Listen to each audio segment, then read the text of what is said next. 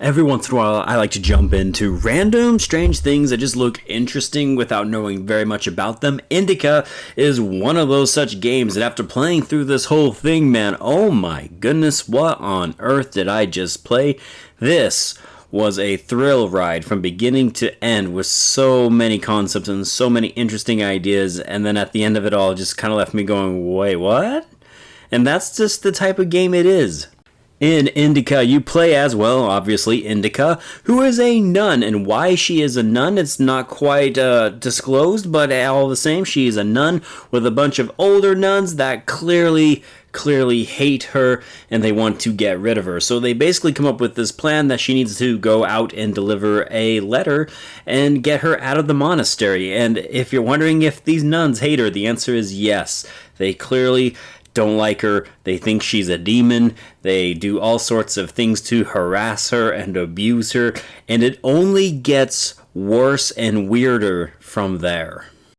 And that's what makes this game interesting, man. That story, though, and the way it was presented and told. You see, Indika apparently has a demon, or the devil himself, that she will frequently communicate with and use in order to solve certain puzzles throughout her journey. And I didn't know if this journey was going to be like a horror, survival horror-esque type of journey. I didn't know if it was going to be a puzzle-solving type of journey. I didn't know what to expect from this game, but the answer was basically just yes to everything.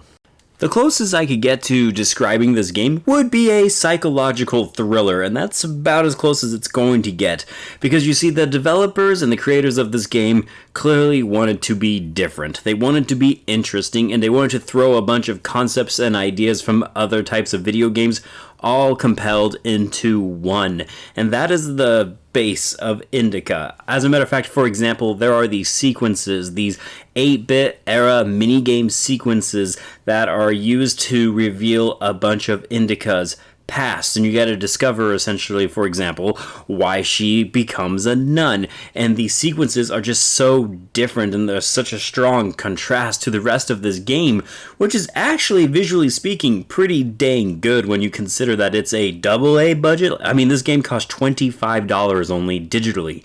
So there's a lot going on here, and then you have to wonder at times whether or not Indika is sane or not, and whether or not the nuns had a right to kick her out, and they should have. I mean, there's so much interest and intrigue going into Indika's character, and I have to admit, I think it's a really well developed, screwed up character. And not just Indika, by the way, is screwed up. You're going to come across a lot of people that maybe aren't all mentally there, and you start to wonder what is real and not real within this game. I'm not going to spoil anything else. It's just such a strange game. Even the environments are basically there in subtle ways to screw with the player, and I personally love it. I don't think every single thing that they give you works as well as it possibly could have, but at the same time, I always appreciate a game that's there to keep you on your toes and keep you entertained, if nothing else. And I guess one other bonus to this game is it does in fact know when to quit. This game doesn't take that long. I think it took me roughly about 5 hours to finish my first playthrough, but after I got done, I wanted to go back and do a little bit more exploring and just try to find the collectibles and try to piece together a few other things, or maybe catch something that I didn't realize, just because it was such a fascinating tale of mental anguish and psychotic breakdowns and sanity in general. And it also has bigger topics like religion and beliefs and self-esteem, and it's a crazy one. When it comes to the voice acting, you know what? The voice acting was actually pretty dang good. When it comes to the characters and their animations, those at times could feel a little bit stiff, especially when it comes to their mouths. The mouths kind of move and act almost like a PlayStation 3 era type of thing. But again, you're looking at a game that has a budget title. I don't expect it to necessarily look as great as some of these AAA titles, and we all know even then, sometimes their mouths don't do what you would think they would do. And there are some little small bugs and some technical glitches and stuff every once in a while you'll be able to come across, especially if you're just walking around exploring the area. Sometimes you'll get stuck in weird corners, or sometimes the game will kind of almost like glitch out at times if you're doing certain things that you normally wouldn't do. But overall, for the most part, when it comes to performance, it seemed very stable. I hardly noticed any frame rate drops, and like I said, visually speaking, it's pretty dang impressive considering, again, it's a budget title, man. Here's the weird thing though about Indika is I don't know who to recommend this to, and I don't know if this is a good game or not to recommend. It's just so different and interesting, and I can't really explain it to you without just spoiling a bunch of things. It's one of those you just have to give it a shot.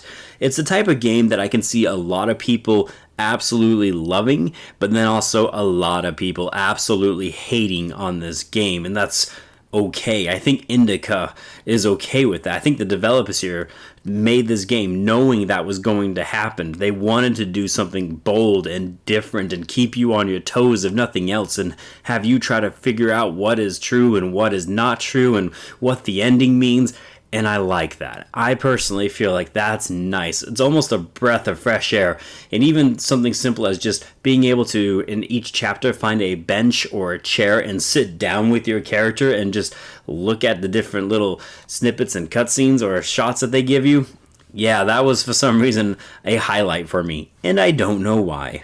Not every puzzle is going to be amazing. Some of them are very simple. Some of them are weird to figure out. But they're all definitely different, and there are some other segments in here I don't want to spoil that you're going to have to overcome certain obstacles in order to progress. And yeah, that's Indika in a nutshell. It is a psychological thriller that's designed to just be weird, and you know what? I have to admit, they definitely succeeded, but I also definitely enjoyed the game.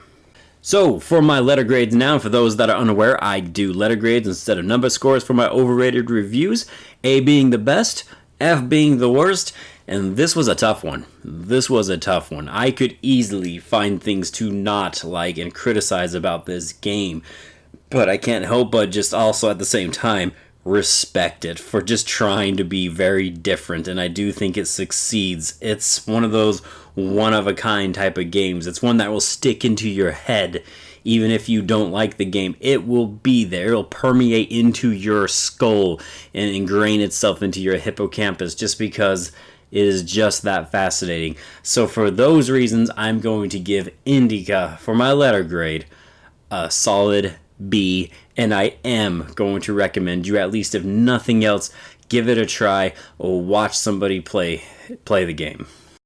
Me personally, I really liked it, man, and it actually might make it into my top 10 favorite games of 2024 because, like I said, it had some pretty interesting messages, and it was a pretty weird game, and I like the weird games. If anybody's been watching my channel for the last 7 years, you know I played some pretty weird stuff in my time.